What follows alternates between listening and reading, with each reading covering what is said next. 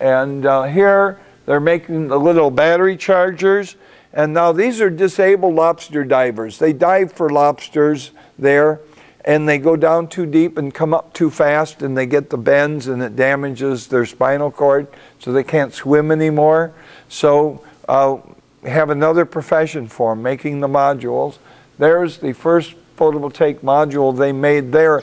And by the way, before we even put the frame on it, somebody came along the street and bought it, even before it was finished. So they actually have customers on a waiting list too. Most of the groups that I'm talking about have a waiting list of customers. Like most all photovoltaic manufacturers have waiting lists. The waiting list used to be quite long, but because we've gone into a real worldwide recession, it has affected the industry. The waiting lists are a lot shorter. Okay, we went to Haiti, which is the poorest country in the Western Hemisphere. And Marco Antonio, landmine victim, and Rodolfo, the man who runs SUNY Solar, one of the two, and myself, we went there and we taught the Haitians how to build photovoltaic modules. In fact, Marco Antonio and Rodolfo are going to Bolivia next month to do this sort of thing. See, I am getting myself replaced, slowly. And here is panels we made in 35 watt. We have 2 of them to run a pump. They're pulling water from a stream to irrigate this. And here's the little tubes. These are, this is a greenhouse where they start tomatoes, cabbages, all kinds of plants. This is a cooperative called MPP, Movement Paysans de Pai. They speak Creole, which is sort of a French dialect there. And that's also what they speak in Rwanda. So I was on the Radio Lobo the other day, and a couple of times I put French in instead of Spanish, because it's sort of mixed together in my head since I just came from there. Oh, that is to shade the plants, because the sun is so intense in the tropics that when you start young plants, you have to offer about 50% shade or they get burnt. So that's what they're doing. Anyway, this cooperative has 50,000 members, and they get little, they are teaching them how to eat properly, so they get little sets of plants they plant in their kitchen garden, so they have their own fresh vegetables. And it's all watered by the solar pump now. Here we also powered the Cybercafe. This is in their headquarters, which is near Inch. It's in Paipei. And it's, of course, miles from the nearest power line, and somebody donated the satellite dish, and you can see the concrete still fresh. So anyway, about a week after we were there, we got enough panels together to get the Cybercafe up and running, which means I could check my email then. I pushed that project. Here is... now, this is when we were still learning how to do it. So we actually brought 2 photovoltaic modules to Haiti to go with, rather than just start with the batteries, knowing that we get the modules finished before the batteries were dead. We didn't believe we could do that. Now we do it even simpler. There is Carolina.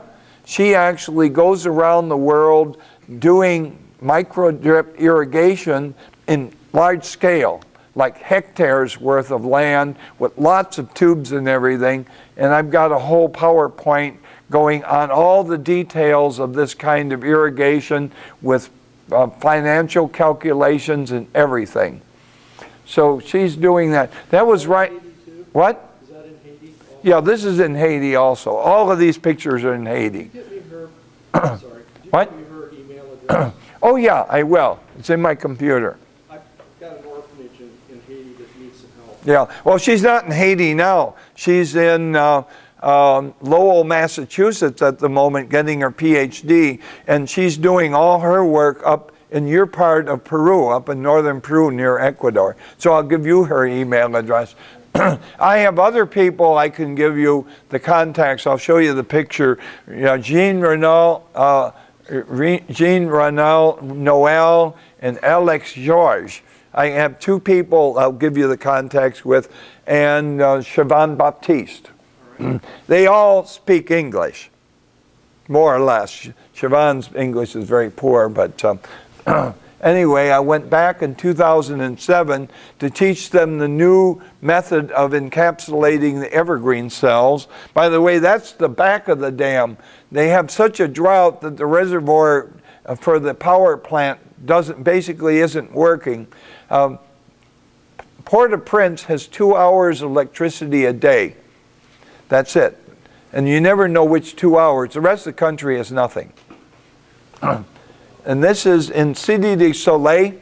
This is it's claimed to be the worst slum in the Western Hemisphere. There's a lot of places that are fighting for that honor, I think.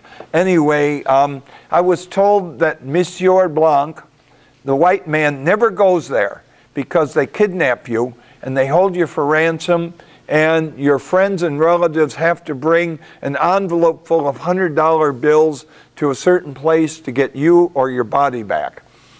So anyway, that's where I'm working.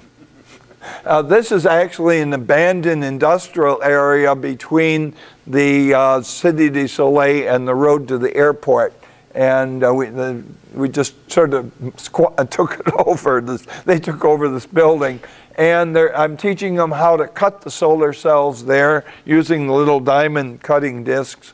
And here they're doing really nice LED lights, little tiny ones, the Cree lights.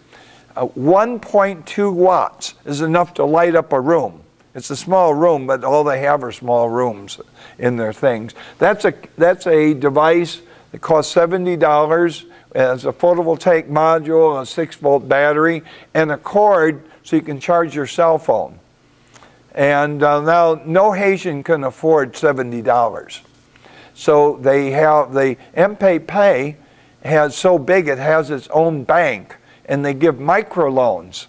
And the peasants pay about $2 a month, which is what they were spending on candles or kerosene, in order to pay for the system. So this is one of their products. They also make big panels for businesses. So here they are laying down the solar cells on the paper.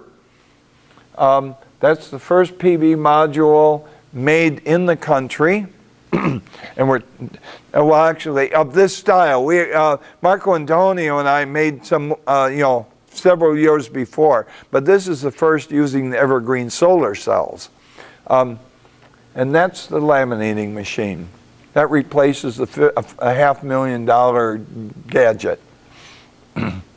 And here is a picture just before we finished. They made all of those plus 2 more in 1 week.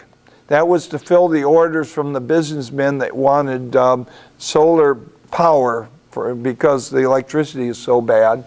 And the other 2 are in the laminating machines. And right after that picture was taken, because there was no NGO involved, no grants of any kind, they had me come and they said they'd pay for my plane ticket. Somebody handed me an envelope full of $100 bills to pay for my plane ticket. I didn't ask where it came from. In fact, the theory I had was if they didn't give me that money, they're afraid they're going to be stuck with me, so they gave it to make sure I'd leave. Went to Mali. Is that what we're going to have to do, Richard? No. Well, somebody's already given me 2 checks now already, so I'll be ready to get on. 2 checks. Well, I got one from the woman yesterday, $1,500 to pay for my plane ticket back to Rwanda in October. And then someone else gave $500 as part of the payment for my coming here.